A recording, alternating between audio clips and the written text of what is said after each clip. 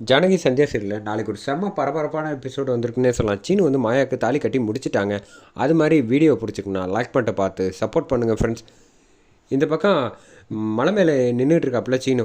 இதுக்கப்புறம் வந்து என் வாழ்க்கையில் வந்து ஒரு நல்ல முடிவு எடுக்கணும்னா அது ஒன்றால் மட்டும்தான் முடியும், நீ இல்லாமல் என்னால் ஒரு நிமிஷம் கூட வாழ முடியாது அப்படின்னு சொல்லி ஃபோனை வச்சிடுறாங்க. வச்சதுக்கப்புறமேட்டுக்கு மாயா வந்து வேகமாக ஓடி வந்துட்டுருக்காங்க மலை மேலே. அந்த சமயத்தில் தான் சீனு வந்து லைட்டாக வந்து நவுறாங்க. கரெக்டாக சீனு கையை பிடிச்சி இழுத்துடுறாங்க. இழுத்ததுக்கப்புறமேட்டுக்கு என்ன நினச்சிக்கிட்டு இருக்க நீ சீனு, நீ இப்படிலாம் வந்து முடிவெடுக்கிறது ரொம்ப தப்பு தெரியுமா அப்படின்னா, பின்ன என்ன மாயா, நான் உன் மேலே வந்து எவ்வளோ காதல் வச்சுருக்கேன், அன்பு பாசம் எல்லாம் இருக்குது தெரியுமா, என்னால் வந்து உன்னை விட்டு ஒரு நிமிஷம் கூட நினச்சி வாழ முடியல, ஆனால் நீ தான் எனக்கு எதுவுமே வந்து சொல்ல மாட்டேங்கிறியே அப்படின்னு சொன்னோன்னே, நீ இவ்வளோ என் மேலே வந்து காதலை வச்சுருப்பேன்னு எனக்கு தெரியவே தெரியாது சீனு. இப்போ என்ன உனக்கு, நான் வந்து உன்னை கல்யாணம் பண்ணிக்கணும் அவ்வளோதானே, நான் பண்ணிக்கிறேன் அப்படின்னு சொல்கிறேன். எப்போ எனக்காக வந்து நீ இவ்வளோ பெரிய விஷயம்லாம் செய்யலான்னு முடிவு பண்ணிட்டியோ, அதுக்கப்புறமேட்டுக்கு நான் உன்னை வந்து காதலை ஏற்றுக்கலன்னு வச்சுக்கேன், நான் பண்ணுறது ரொம்ப மிகப்பெரிய தப்பாகி போயிடும். வா இப்போ கல்யாணம் இப்போயே பண்ணிக்கலாம் அப்படி எனக்கு முழு சம்மதம் அப்படின்னு சொல்லிட்டு சீனு மாயா ரெண்டு பேரும் வந்து ஹக் பண்ணிக்கிறாங்க. ஹக் பண்ணிவிட்டு அந்த பக்கம் வந்து மலை கோயிலுக்கு வந்து அழைச்சிட்டு வந்துடுறாங்க. இந்த பக்கம் சீனுவை தேடி ஒவ்வொரு இடமா ஜீப்பில் வந்து போயிட்டுருக்காங்க. கரெக்டாக வந்து மெதுவாக போங்க, நம்ம பேசாமல் வீட்டுக்கே ஊருக்கே போயிடலாம் அப்படின்னு மணி வந்து டைவர்ட் பண்ணி விட்றாப்புல. ஏன் இப்படி வீட்டுக்கு போகிறதுலையே நினைக்கிறீங்க, நிச்சயமாக வந்து அவன் இங்கே தான் இருப்பான், எதுக்கும் வந்து நம்ம கேம்பில் வந்து கேட்டு பார்க்கலாம் அப்படின்னு சொன்னோன்னே, சரி அதுவும் கரெக்டு தான், ஃபோன் பண்ணி கேட்டு பார்ப்போம். எப்படி கண்டுபிடிப்பீங்க அப்படின்னோடனே, அந்த மேடம் நம்பர் இருக்குல்ல, ஃபோன் பண்ணி கேட்டு பார்ப்போம் அப்படின்னு சொல்லிட்டு கரெக்டாக ஃபோன் பண்ணுறாங்க. ஃபோன் பண்ணி தனா வந்து எடுத்தோன்னே தனா அழ ஆரம்பிச்சிடுறாங்க. ஏன் அழுகுற அப்படின்னோடனே, நான் தேடி தேடி பார்த்தேன், இந்த மாயா வந்து எங்கே இருக்கான்னு என்னால் கண்டுபிடிக்க முடியல, காலையில் வந்து சீனு மாமா வந்ததுக்கப்புறமேட்டுக்கு எங்கே போனான்னே தெரியல அப்படின்னோடனே, என்னது சீனு வந்தானா அப்படின்னோடனே, சரி போய் ஃபோனை வைக்கிறேன் அப்படின்னு சீனு வந்து கேம்புக்கு வந்திருக்கான், நம்மக்கிட்ட சொல்லாமல் மறைச்சிட்டாங்க அப்படின்னு சொல்லிட்டு இந்த பக்கம் ஜீப்பை எடுத்துகிட்டு வேகமாக போகிறாங்க. போனதுக்கப்புறமேட்டுக்கு தனாவை பார்த்து வந்து நடந்த எல்லாம் விசாரிக்கிறாங்க. விசாரித்ததுக்கப்புறமேட்டுக்கு மணி வந்து, என்னடா இது, ஆக மொத்தத்தில் கல்யாணம் முடிஞ்சிருக்கும் போலயே, சரி நல்லது நடந்தால் சரி அப்படின்னு சொல்லிட்டு இவங்க ரெண்டு பேர்கிட்டையும் நடுவில் உட்காந்துக்கிட்டு தரையில் உட்காந்துக்கிட்டு தலையில் வந்து கையை வச்சுக்கிட்டு அழுதுகிட்டு இருக்காங்க.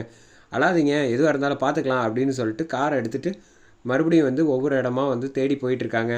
அந்த பக்கம் வந்து ரகுராம் வந்து உள்ள எல்லாரையும் வந்து கூப்பிட்றாங்க. கூப்பிட்டுட்டு, ஆமாம் என்ன பண்ணிகிட்டு இருக்கீங்க அப்படின்னு கேட்க, எங்கே போயிட்டான், சீனுவையும் காணும், சிவராமனையும் காணும், மணியையும் காணும், யாருமே வீட்டில் இல்லையா, ஏன் இன்றைக்கி வந்து மாப்பிள்ளை வீட்டுலேருந்து நம்ம வந்து பொண்ணு வீட்டுக்கு போகணுங்கிறது, சாரு வீட்டுக்கு போகணுன்னு தெரியுமா தெரியாதா எல்லாருக்கும், ஏதோ ஒரு விஷயம் வந்து எல்லோரும் மறைக்கிறீங்க, என்ன தான் பிரச்சனை, யாருமே வீட்டில் இல்லையே, என் பேச்சையும் கேட்க மாட்டேறீங்க, ஏதாவது விஷயம் தெரிஞ்சால் சொல்லுங்கள் அப்படின்னு ரகுராம் வந்து கோவப்பட்டு இந்த பக்கம் சீனு வந்து மாயா வந்து அழைச்சிட்டு வந்துடுறாங்க. அழைச்சிட்டு வந்தோன்னே ஒரு சாரீ வந்து கொடுக்குறாங்க. கொடுத்துட்டு கல்யாண பொண்ணு மாதிரி ரெடி ஆகிட்டு வாமா அப்படின்னு ஐயர் வந்து சொன்னோன்னே, சரின்ட்டு ரெடி ஆகலான்ட்டு இந்த பக்கம் வந்துடுறாங்க. வந்ததுக்கப்புறமேட்டுக்கு இங்கே ரெண்டு பேரும் மணமேடையில் வந்து உட்காடுறாங்க. உட்காந்ததுக்கப்புறம் மாலை ரெண்டு பேரும் மாற்றிக்கிறாங்க. மாற்றி முடிச்சுட்டு மந்திரம் சொல்லிக்கிட்டு இருக்காங்க. இந்த பக்கம் ரகுராம் வந்து செம கடுப்பில் வந்து கேட்குறாங்க, ஆமாம் என்ன தான் நினச்சிக்கிட்டு இருக்கீங்க, வேறு ஏதாவது ஒரு விஷயம் மறைக்கிறீங்களான்னு நான் கேட்டால் பதில் சொல்ல முடியும், யாருக்கா ஏதாவது ஆயிடுச்சா, என்ன பிரச்சனை அப்படின்னு சொல்கிறப்ப அந்த சமயத்தில் சிவராமன் வந்து, இதுக்கப்புறமும் வந்து பேசிகிட்டு இருந்தால் சரியாக வராது, நம்ம வீட்டுக்கு வந்து அன்னிக்கிட்ட ஃபோன் பண்ணி சொல்லிடுவோம், எனக்கு என்னமோ கை மீறி போயிடுச்சு, அவங்க கல்யாணம் பண்ணிக்கிட்டாங்கன்னு தான் நினைக்கிறேன் அப்படின்னு சொன்னோன்னே, இதை கேட்டு சந்தோஷப்பட்டுக்கிட்டு இருக்காப்புல மணி.